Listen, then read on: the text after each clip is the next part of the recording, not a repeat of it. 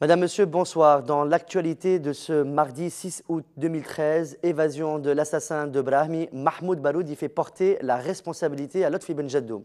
À Béja, un jeune assassine sa fiancée à coups de couteau et égorge sa mère. La Ligue nationale de protection de la révolution menace et prévient Nahda de faire des concessions à l'opposition. Et à l'étranger, le pédophile espagnol gracié au Maroc, arrêté en Espagne.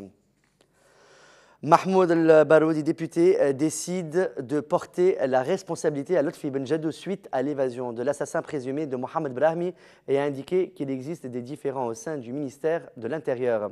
Il a ajouté que Ben Jaddo aurait pu mettre de côté son différend avec Samir Tarouni et faire appel à la brigade antiterroriste à Sousse au lieu de donner des instructions aux unités de sécurité civile.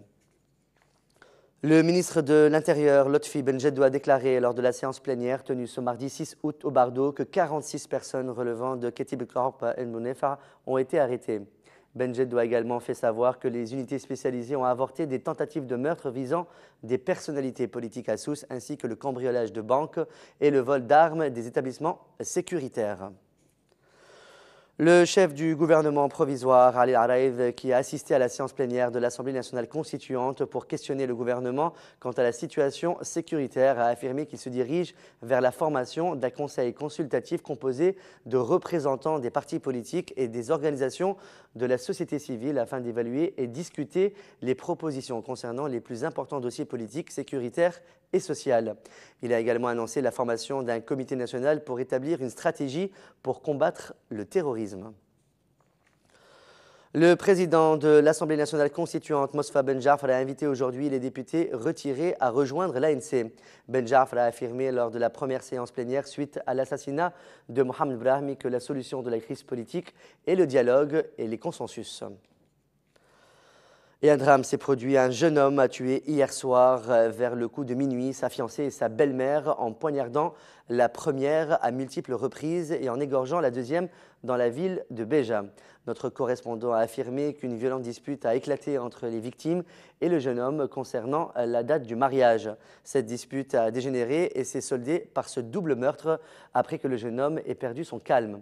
Le jeune homme s'est rendu aux autorités après avoir commis son crime. Le porte-parole officiel du parti L'Initiative, Samir Chaouiche, a affirmé que le bureau national du parti a décidé d'écarter le député Mouni Ben Nasser de toutes ses institutions.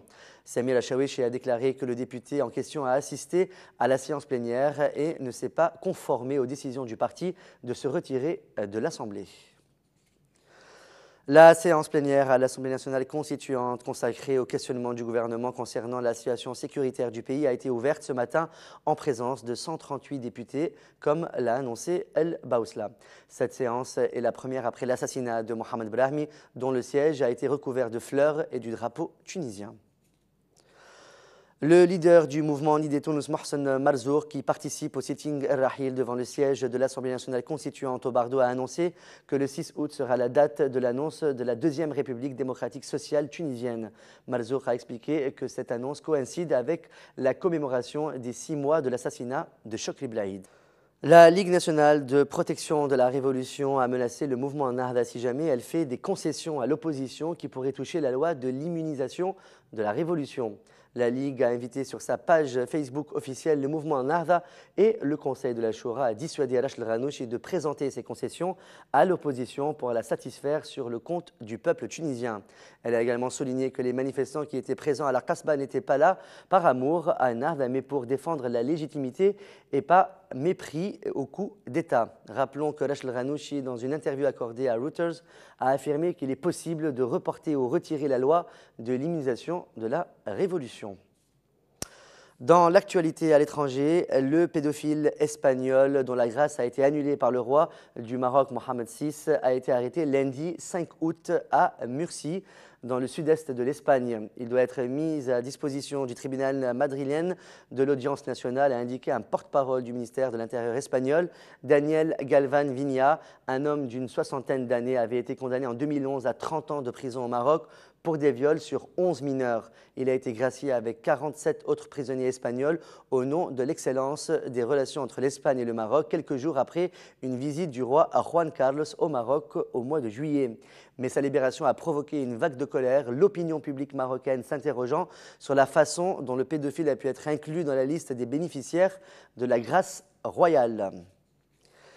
Les États-Unis ont appelé mardi leurs ressortissants à quitter immédiatement le Yémen en raison de la persistance d'une menace terroriste. Dans un communiqué publié sur le site internet du département d'État, ils ont également ordonné à leur personnel non essentiel de quitter ce pays du sud de la péninsule arabique. Au total, c'est une vingtaine d'ambassades américaines qui seront fermées au Proche et Moyen-Orient toute la semaine par crainte d'un attentat d'Al-Qaïda.